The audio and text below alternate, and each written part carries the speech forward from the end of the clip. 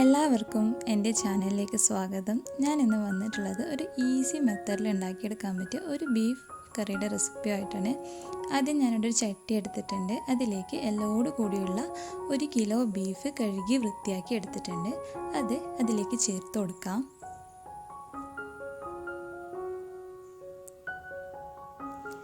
ഇനി ഇതിലേക്ക് ഒരു കഷ്ണം ഇഞ്ചി, അതുപോലെ ഒരു കായ വെളുത്തുള്ളി ചതച്ചതുമാണ് ചേർത്ത് കൊടുക്കുന്നത്. ബീഫിൽ എപ്പോഴും നല്ലൊരു ക്വാണ്ടിറ്റി തന്നെ ഇഞ്ചിയും വെളുത്തുള്ളിയും ചേർക്കണം, എന്നാലേ നല്ലൊരു ഫ്ലേവർ കിട്ടുള്ളൂ.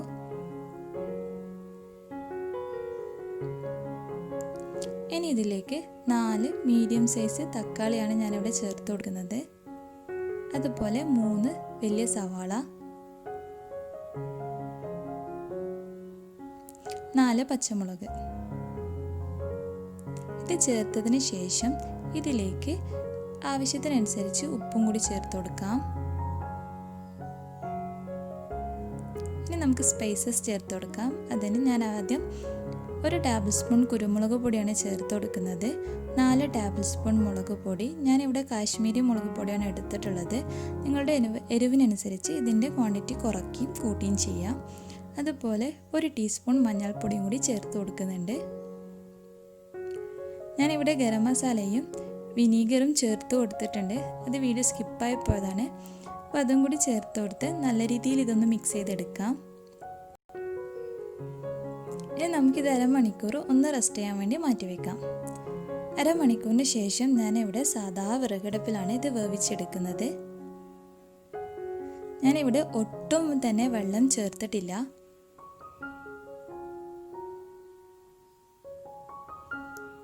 ഇനി ഇത് അരമണിക്കൂറിന് ശേഷം നമുക്കിതൊന്ന് തുറന്നു നോക്കാം.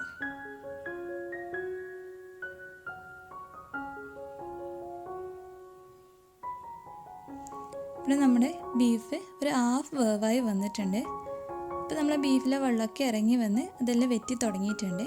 അപ്പോഴേക്കും നമുക്ക് 1 കപ്പ് വെള്ളം കൂടി ഇതിലേക്ക് ആഡ് ചെയ്ത് കൊടുക്കാം.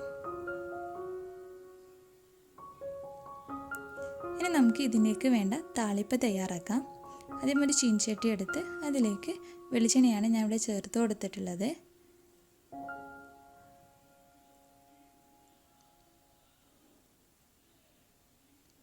ഇനി ഇതിലേക്ക് കുഞ്ഞുള്ളി കൂടി ചേർത്ത് കൊടുക്കാം.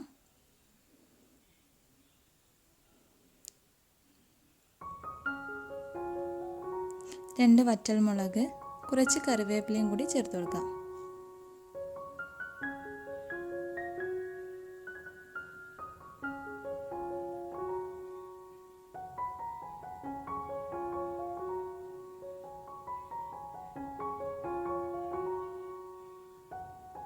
നമുക്കൊന്ന് ഫ്ലെയിം ഓഫ് ചെയ്തതിന് ശേഷം അതിലേക്ക് 3 ടേബിൾ സ്പൂൺ മല്ലിപ്പൊടിയാണ് ഇവിടെ ചേർത്ത് കൊടുക്കുന്നത്.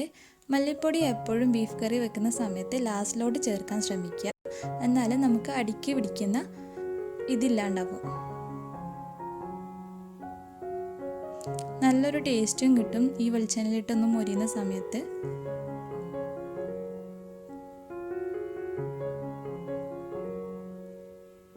നമ്മളെ ബീഫൊക്കെ നല്ലേക്ക് വെന്ത് വന്നിട്ടുണ്ട്. ഇനി അതിലേക്ക് നമുക്ക് നേരത്തെ താളിച്ച് വെച്ചതൊക്കെ ഒഴിച്ചു കൊടുക്കാം. അങ്ങനെ നല്ല ടേസ്റ്റി ആയിട്ടുള്ള ബീഫ് കറി ഇവിടെ റെഡി ആയിട്ടുണ്ട്. നിങ്ങൾക്ക് ഇഷ്ടപ്പെട്ടെങ്കിൽ ലൈക്ക് ചെയ്യാനും ഷെയർ ചെയ്യാനും കമൻറ്റ് ചെയ്യാനും മറക്കരുത്.